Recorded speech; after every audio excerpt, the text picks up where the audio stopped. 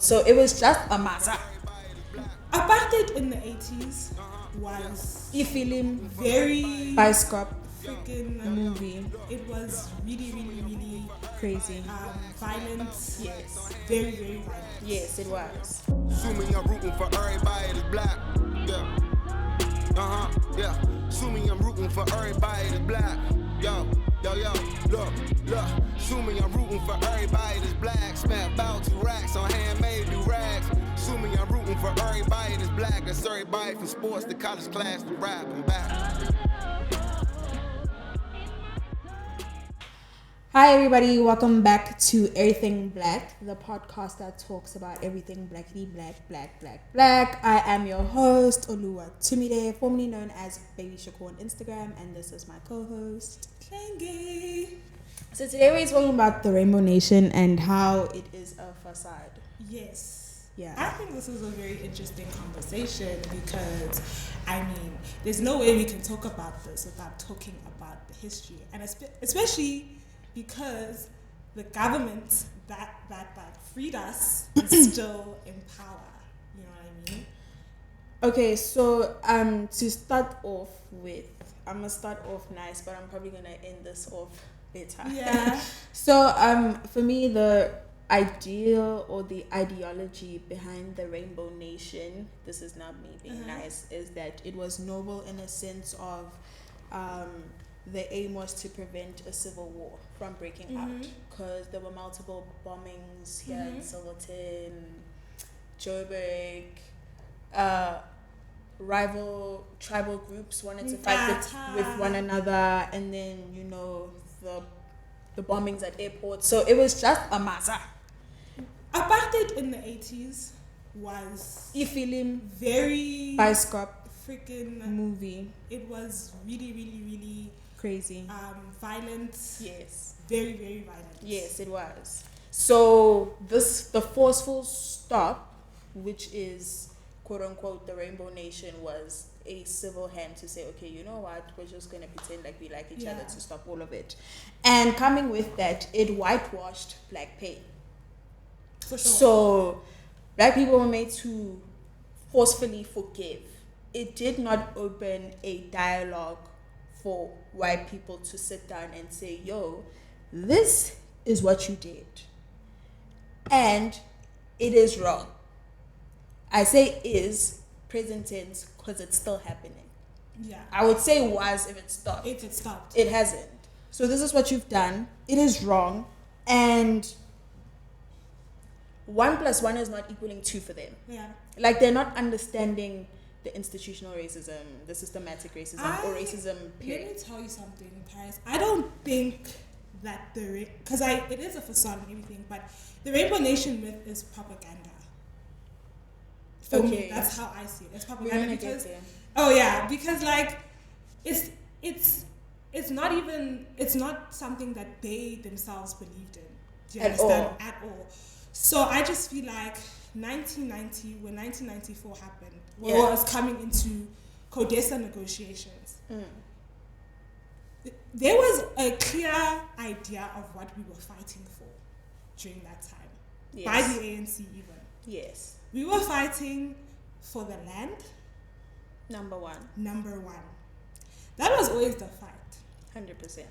So what confuses me is that negotiations happen, but the results were not what one thought it would be. The ANC sits there, right? They negotiate, right?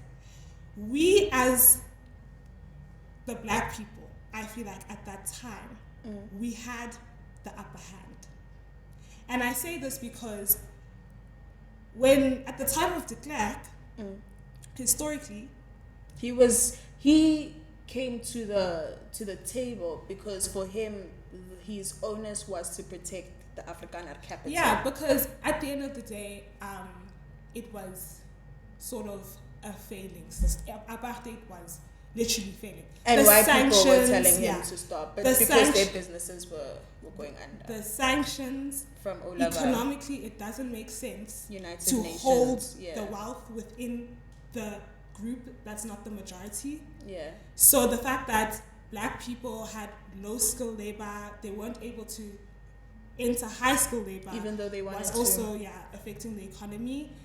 Another thing, it was just a mess. The violence, the protesting, and his hands were tied. Apartheid was something that was going to end, regardless of whether negotiations happened. That's why I think we had more. We had more leverage. Like we had more leverage. It really, really confuses me why we compromised on the very thing that we were fighting for. The history textbooks say 1989, around that time, when they came to the negotiating table, because you know there was the Free Nelson Mandela campaign. White people, feared black people being in power because we were seen as someone or a bunch of people that would be incompetent within the government space, right? So we had to literally look at Namibia and say, okay, look, Namibia was once a country per se, or a state under the National Party, which has a black government and is doing good. So in history textbooks, which I don't know why it's taught like that, they say one of the main reasons as to why 1994 was able to happen is because they had to. In the Gold Coast, from the Gold Coast to Ghana, in that process. No. It was able to happen because if they saw Namibia was going smoothly. Because remember, Namibia is just... Because I'm like, Gold Coast. I'm thinking Ghana. I'm so sorry. No. I'm thinking Ghana because... They're looking at Namibia and they're like, okay, Namibia was once our state. We've given it to black people. Smooth sailing. So they had to show according to history textbooks, quote unquote, the Boer organizations, right? That they would still be in safe hands when power is switched to black people. And I don't like that it's taught like that, because you then have, come 1994, almost in every documentary that is released, white people saying, I was part of change, I voted. But you went back to your big house. So what change was actually exerted or implemented? The thing is, like, even till this day, you know how because we were born post 94, they call us born free. But we're not free though. Exactly. There's just so many disparities as to how we got to the place that we are. I mean, is apartheid over? It's a huge question. Free in a political sense, maybe. But then, like Angela Davis says, what's the point of giving a man the freedom to vote but no economic freedom, the freedom to starve, essentially? Because you're dealing with a bunch of people that, we can vote, or we have some sort of constitutional rights that we can act on, but you don't have financial freedom. You're stuck either in a poverty cycle, or you're stuck with student loans, or you can't create something for yourself. Even the fight for freedom is something that, in my eyes, we haven't necessarily achieved. Because you can't tell me that we're free as black people just because we can put a tick. Oh, we're definitely not free. That's why I'm like, if we talk about freedom, the extent you can go to is political. But if we dissect what it means to be free as a black person, we're definitely not there. We're not free in the mind. We're not free in the pockets. We're definitely not free to be ourselves. We're not free spiritually. There's a lot of things that are wrong. But because the Rainbow Nation is along the lines of politics, we have to talk about freedom within politics other than digressing. For the Rainbow Nation is more of like a distraction during the whole idea of the Rainbow Nation. To me, it was just a distraction because it really, during that time, I can't imagine how it felt to be alive in 94 for the first elections. Everyone was like, wow, Mandela came out of jail. There was a lot of positivity. There was a lot of hope in in the new South Africa, I think. And now we even learn about how we transformed from our pains and we came together, and then obviously things like the TRC. And the TRC was a stab in the back, a knife in the back for me. The TRC did not allow for accountability, more so the lack of atonement. So white people were shielded from their own truth. They were coddled. Because 20 something years later, or almost 30 years later now, you have white people who are quick to throw their hands in the air and say, oh, the country's in the dogs because of the ANC. And it's like, not to defend them, because they definitely have their flaws. You cannot expect a body that's been in power for X amount of years as they've been in to rewrite, recorrect, and resurrect a country that was built on exploitation of Black people, Bantu people, for 370 years. So there's definitely more that can be done. But for you to throw up your hands and not say we had any involvement to the degradation of Southern Africa is completely humorous, because it's like, what are you talking about? More so the world over. Hence why I say that all of this was a facade, it was a distraction, so that we would be more focused on politics of integration and camaraderie instead of politics that would maybe take us in the direction of anti-racism, which is what we need. I mean, I was listening to a podcast, and one of the things that was said was that it's funny how we were trying to move into anti-racism, but in our constitution that represents the demise of the apartheid system, it says the founding principle is not anti-racism, it's non-racialism. And that has a certain tone to it of like passiveness. You know what I mean? Non-racialism has the tone of, I can't be racist to a Black person, nor can I be racist to a white person. Whereas anti-racism, just the word anti, you know what I mean, has a more powerful, more like vigorous sort of like fighting connotation. Yeah. Do you understand? So the disparities really start from the beginning, not really now, which is, it means that in the beginning, during the negotiations, something. You can see what happens. So I'm a firm believer of no white man keeps you alive if you're really doing good for Black people. Because history shows it.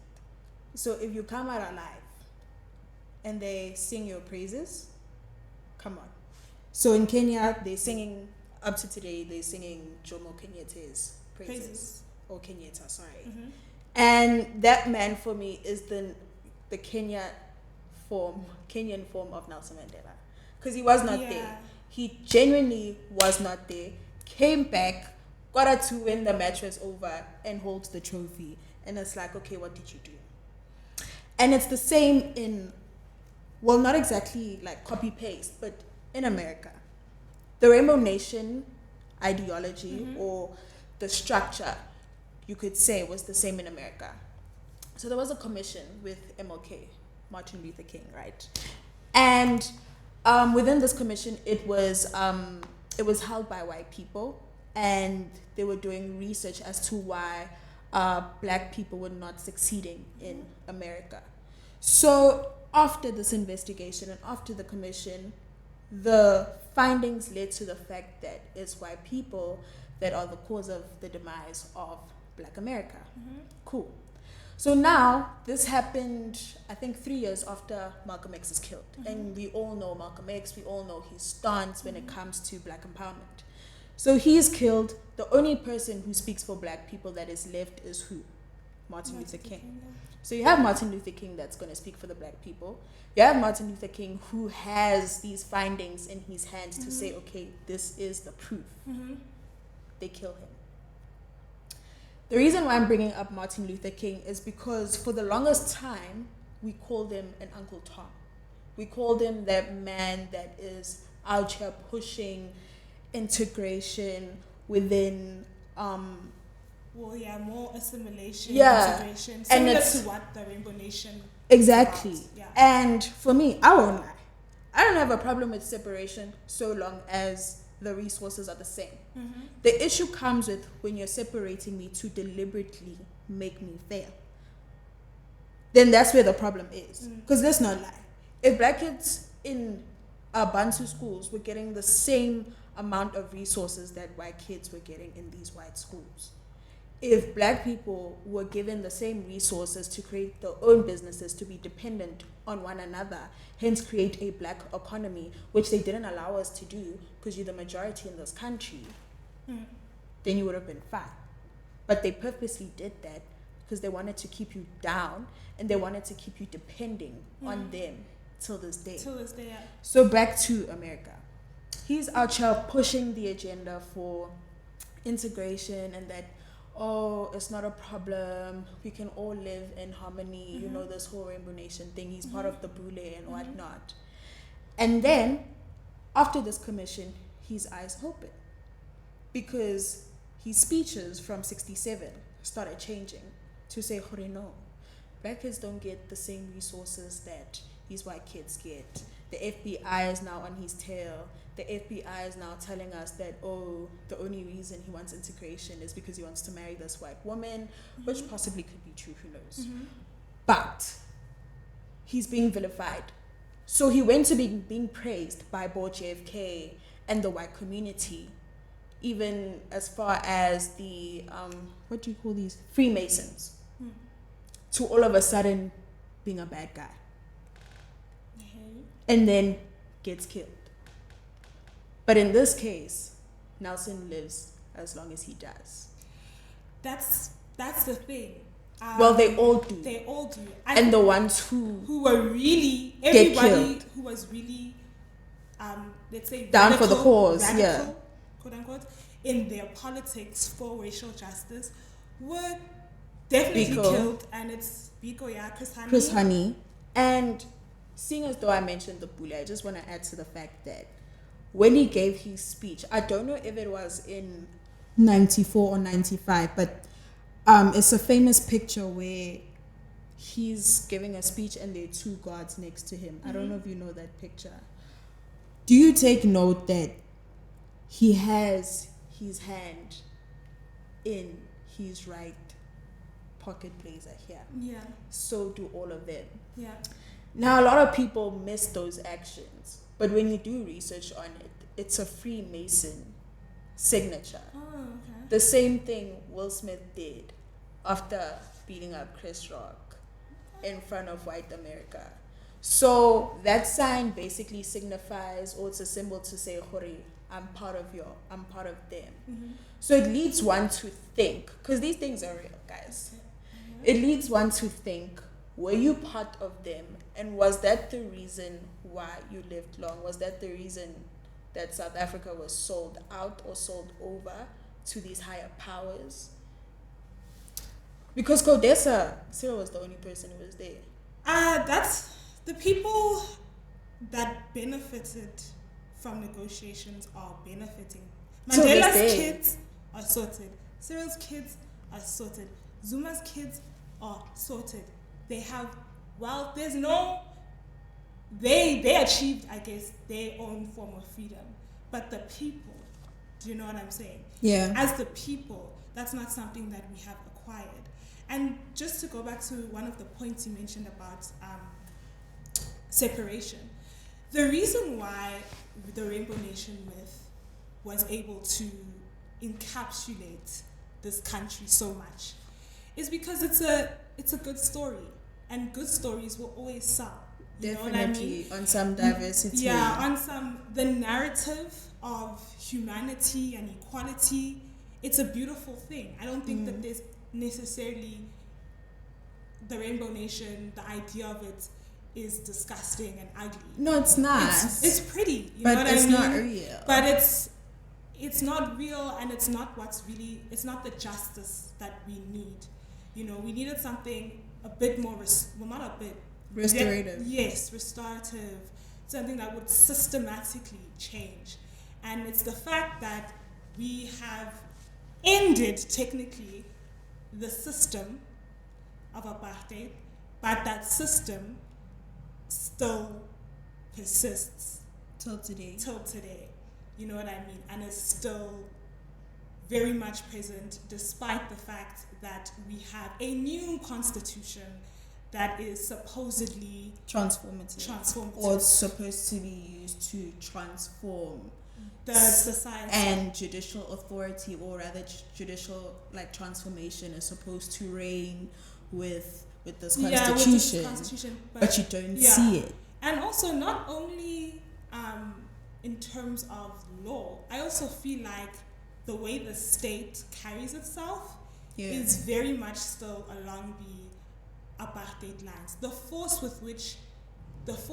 that they use in the hood is just so unnecessary, and we saw it a lot in 2020 lockdown. Yeah, with Colin Gosi, is that his name? Yes, when they and then the other dude, I don't know if it's the same person you're talking about.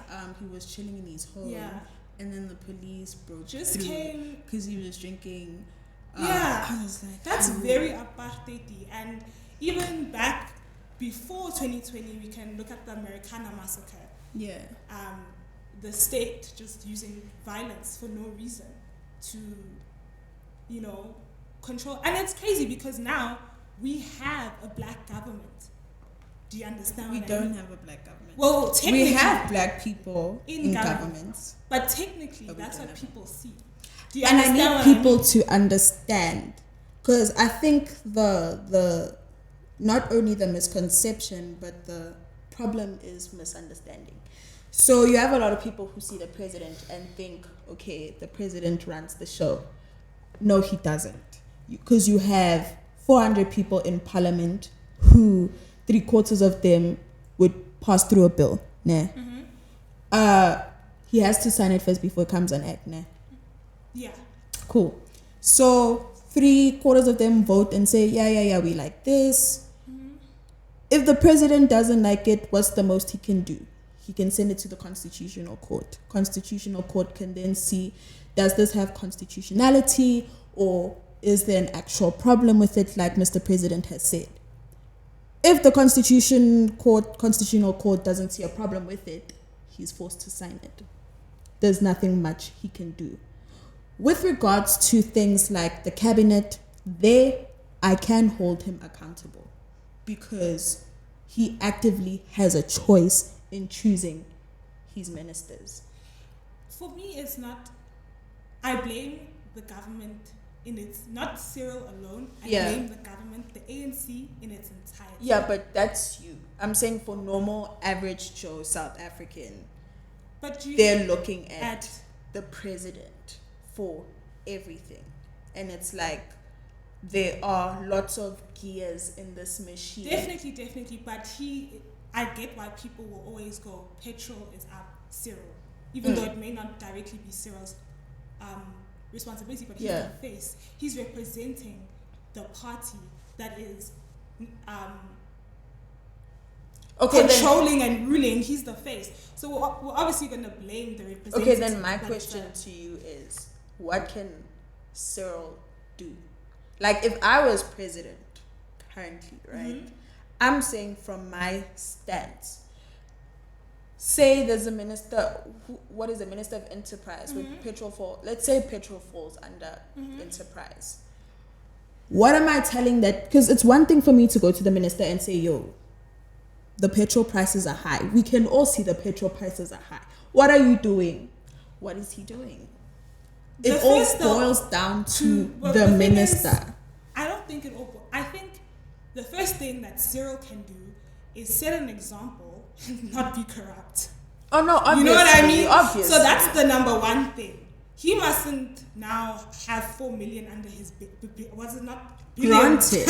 He mustn't have that shit under his bed. Granted. Do you know what I mean? Granted. He needs to step up in that regard. Granted. Number 2, yes, there's many ministers, right? They all, first of all, and that's a problem. Why Why are there so many ministers? of you?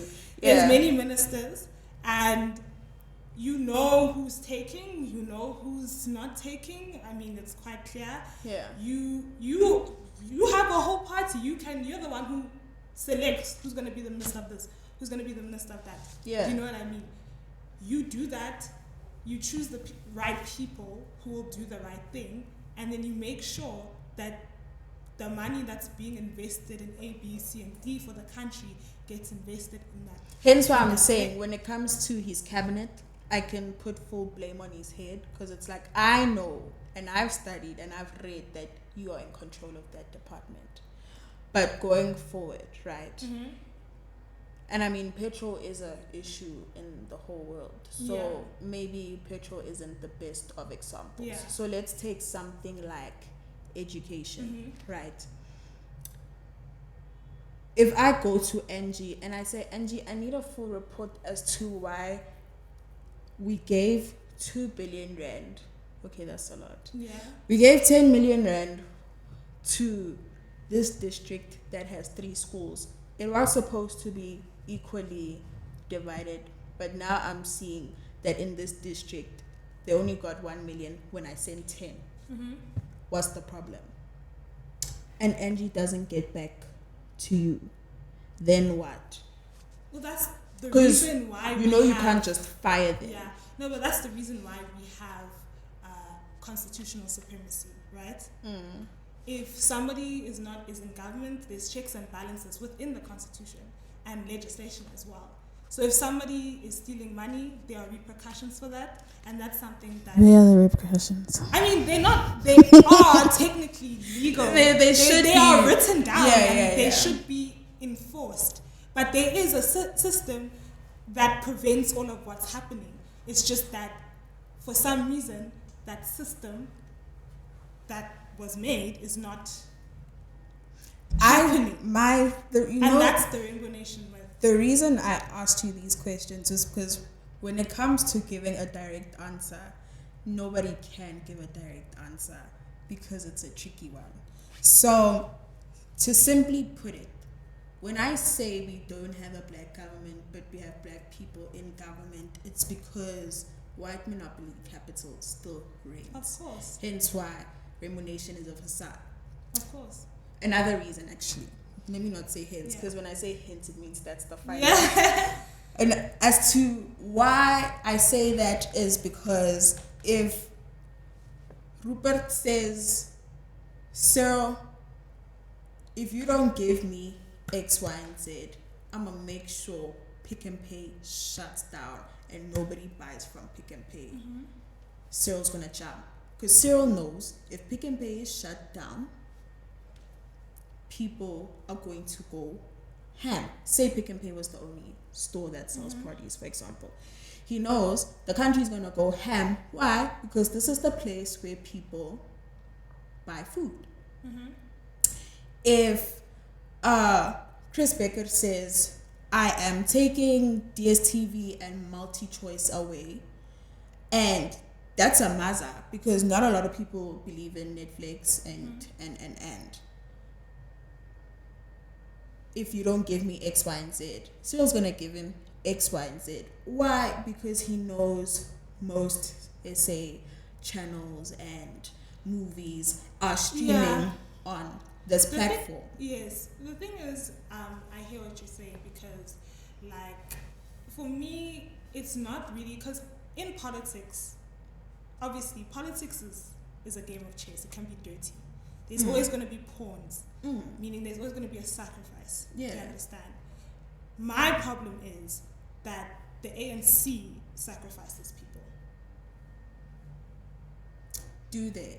I think they After what I've said. I think the ANC sacrifices people, because the ANC, the way they are messing up this country, and versus the trust and the hope that they instilled in us from the beginning. It's like, of course, with the sacrifices, because they are sitting with the power that they have, patting their paunches, instead of giving even, because if, let's say, the Ruperts or whatever, who's ever funding ANC, I'm not too sure, but I'm sure it's white people, give them a certain amount of money and they say, do this, this, and this, and this, whatever. No, but that's not what I mean. What do you mean? I mean, as in, even if it was the EFF, even if it was the VF plus, which would have been worse, or the DA, and not in the sense that they're funding the party, in a sense that because they control almost every aspect of our lives. So it means even if I was in power, right, and this white man comes to me and says, I'm going to take away all stores that sell food because I own them. If you don't do X, Y, and Z, I need to then come and make a decision and say, when I look at my community, are there people ready to start producing food and vegetables and this and this and this and this and that? Should he take it away because F him?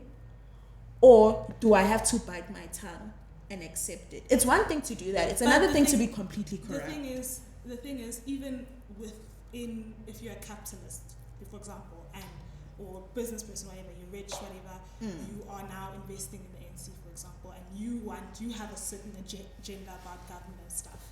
Okay, maybe most of the time, business people, they just want laws that can give them more money on the business side. So they'll influence politics to benefit them financially, right? Yeah.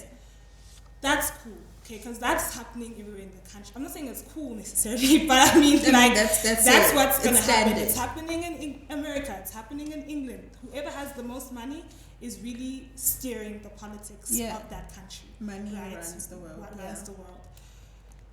That doesn't mean that with whatever change that's left, you can't put it back.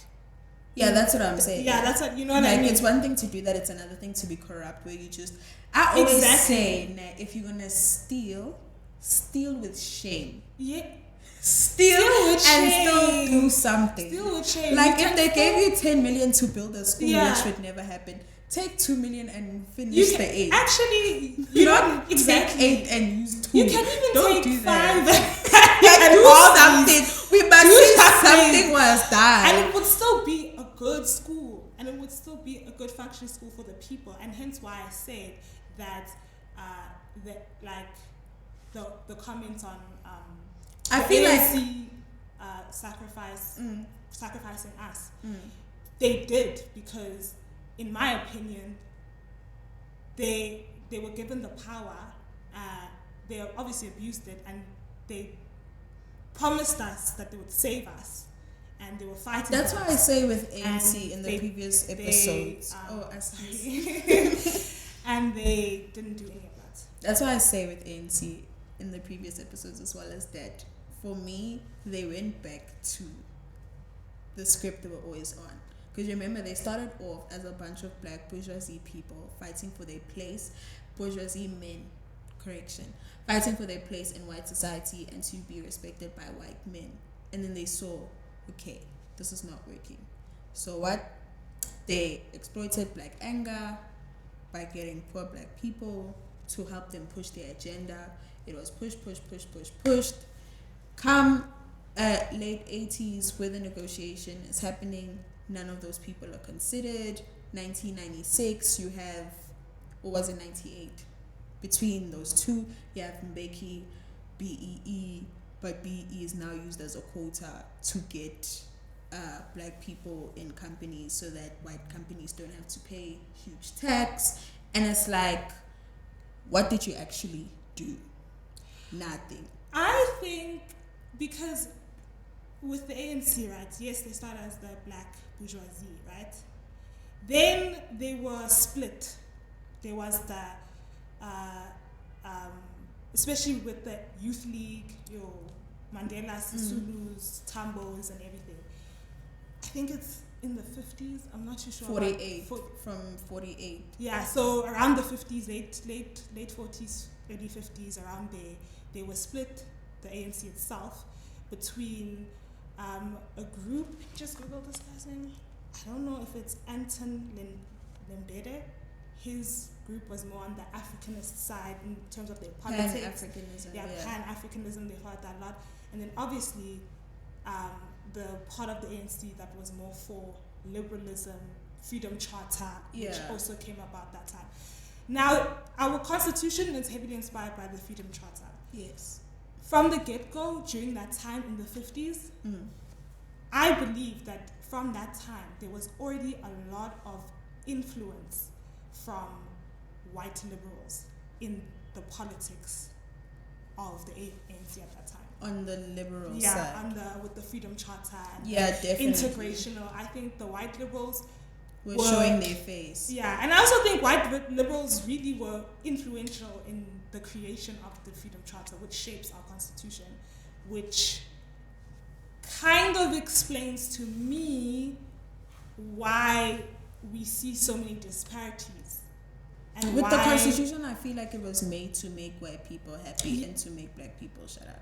Yes. So it was like a checklist where white people were like, you know, I'll let go of this. That's fine, or you can give them that. That's okay. That's literally. And it's like. But it's also crazy because we have Section 25, right? I don't like Section 25, Nobody likes and Section 25. I don't believe that judicial transformation is where it needs to be because of Section 25. When you look at Section 25 and you hear judicial transformation, it's like, okay, that's definitely non-existent if this section is still the way it is. Because the whole point of judicial transformation is, as a judge, you are not only subjective but flexible and innovative enough to be, quote-unquote, an activist per se and change things you see aren't right, but to the benefit of the people, right? When you look at Section 25, you see it protects people who did not get that land property. Because if you tell me I must come with a deed to say you took my father's land, you know it's never going to happen. That's why the Constitution also contradicts itself. Because there's never a deed. There was never a formal court deed, let's be honest. Like if I come from a long line of Indebeles, for example, right, which reigned a lot in Pretoria, right? So all these mountain areas that you see, they were occupants of that land, right? And now I'm like, okay, I stem from this line of kings, and then we just went our separate way because my father married this or what, and now we're here today. Present day 2022, this happened in 1886 where Cecil John Rhodes took our land. We want it back. They're like, okay, present a deed. Where am I going to get that deed? So I have a question. Do you think that the Constitution is a representation of the Rainbow Nation, or a part of it? As in the facade, or what people think the Rainbow Nation should be? What do you mean? Okay, so what I mean is that, do you think that the Constitution plays a role in the narrative of the facade, basically, of the Rainbow Nation? It does. Yeah. It definitely does. And I'm not talking acts now, I'm talking sections. Because most acts that you see came, let's say, more 2008 up. Whereas this constitution was made probably when 1996, because the interim was 1993. Yeah. So no, it is not updated. Even if you read through the parts where we're like, oh, we've amended it this year, like it's still not updated. So yes, definitely Section 25. The only time you can actually say, okay, this section did something was S versus Makwanyane. That's because before he's dead. Yeah, so before, not he didn't die. My bad. Yeah. I'm so sorry. Before his case, approximately 3,500 people were killed in SA. I'm sure a lot of black people. If I'm not mistaken, 2 of them being white. And that's because they murdered white people. Okay. That was crazy. When I read that, and I stand to be corrected, maybe it was more white people, but the last time I checked, it was 2. Okay. And I read that, I was like, wow. So you do see some sort of transformation there, because obviously right to life and what. When it comes to things as basic as the K word, so I don't know if you guys are gonna bleep this word out, kafa. So me going to predominantly white school, white kids, wanting to have a bit of spice or whatnot, would tend to use the word nigger or sing, the song lyric and be like, oh, it's just a song. And it's like, no, you need to understand that coming with the word kafa and nigger, right? They both hold the same weight with regards to what it was used for. Except in South Africa, kafa has a constitutional consequence, which we don't see. Because with human rights courts, what, you don't see that at all. Okay. Finish your thought. But with the word nigger, it has a communal consequence. There, the bunny moles will definitely come out. There, you will get beat. Okay. So, with regards to your question of whether the Constitution does aid in the whole Rainbow Nation facade per se, yes, it does. For something as simple as kafa not being heavily, like there's no weight in actually giving a consequence to that action, because that is a human right violation. You violated me as a white person, and nothing is being done. But we are in a so-called Rainbow Nation where racial injustice is not allowed or is not encouraged or should be stopped. Not much of that is actually being done. So what about the bigger things? I hear you. Now, for me, now this is just my position, because I agree with you that the Constitution plays a big role in the facade, right? And it's actually a part of the facade, in my opinion. But for me, it's more like, for me, when it comes to, with your example on bigotry, right? Hi. Oh, we have 10 minutes left. Okay, carry on. Okay, let me just finish this point. When it comes to bigotry, for me, it's not nice. It's definitely should be legal and stuff. But I can deal with the white person. I can't. Well, that's what I'm saying. Like, I don't like it, and I'm not promoting it in something. But for me, as black people, that's the least of our concerns. No, the reason I say I can't is because it allows for more. You know, when you allow someone to disrespect you and you don't stop it, I would rather it continues. So I don't have as in, I won't lose sleep over it. No, like, you call me that, okay, but I want something to be done. Why? So that you think 3 times before doing it. Like a whole Theans the Toit situation. No, I hear you, but for me, my position, I feel, is that I would rather make a systematic change first and focus first on a systematic change. But it's on not something small. that can change the structures in society that allow racism to happen, because that's real racism. But that's a bigotry, people saying things and stuff. Yes, it's racist what they say, but my position is that it's with what happened in Stellenbosch. Expulsion, that must happen. Consequences, there have to be consequences for that. But you see, that brings the systematic change. So essentially, there needs to be a practice. There needs to be a consistent pattern of this racial injustice was stopped. So let's not think of doing something more.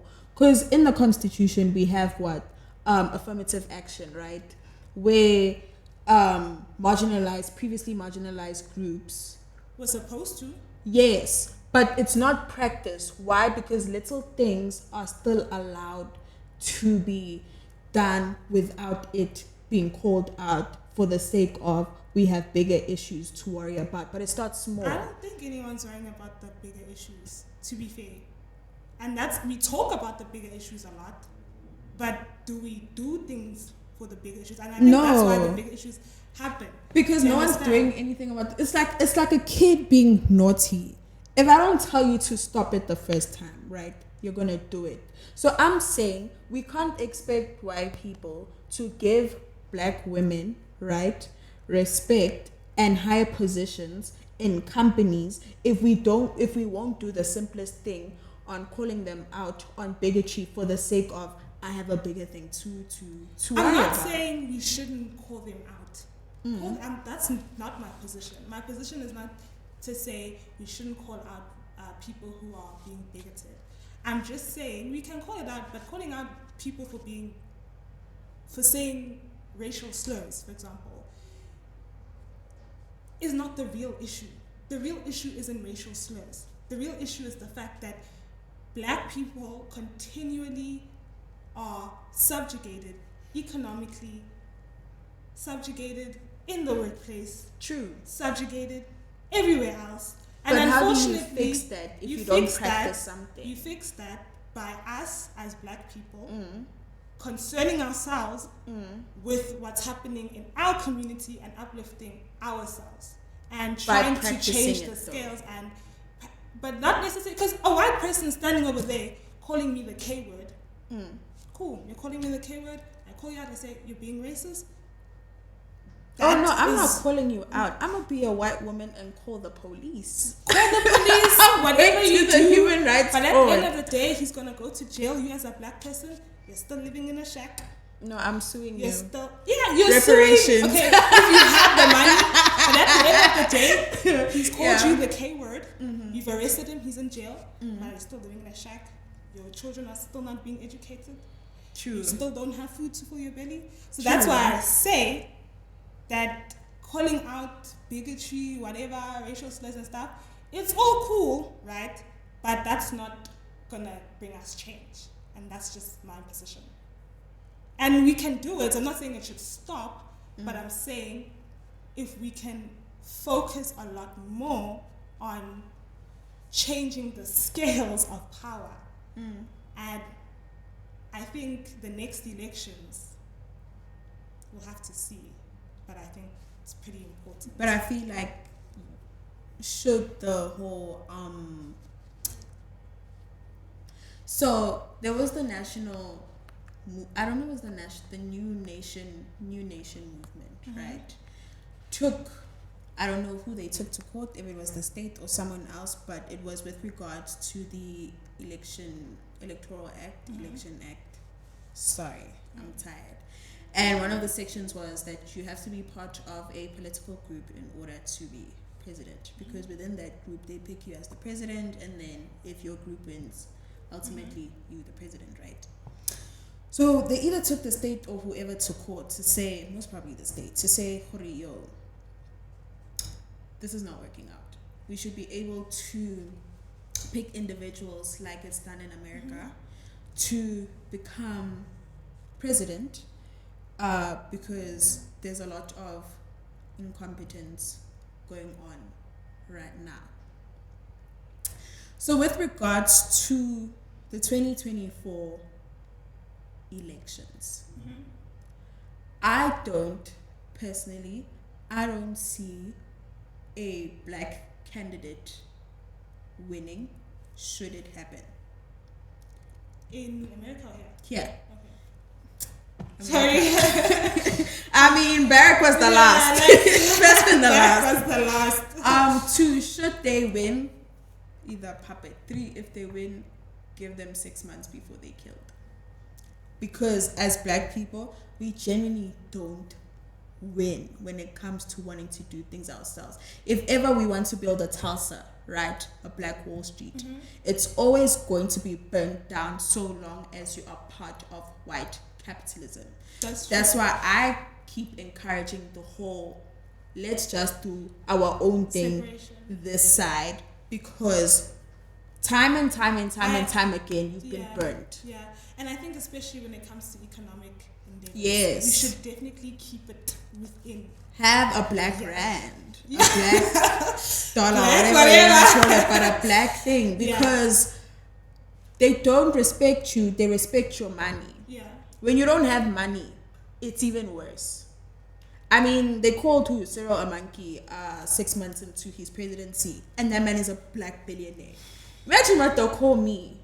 I dare you, number one. I want the smoke. But like, it's been clear time and time again that we as black people are not respected, but rather what we can offer and what we can give. Yeah. So it's time we give to ourselves. Sure. Give back to yourself. Self-love. Call it self-love. Give yourself the money.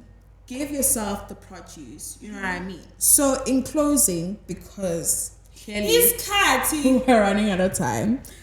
No, the Rainbow Nation is definitely a facade. It did not push for atonement within the white community. White people were shielded from the truth.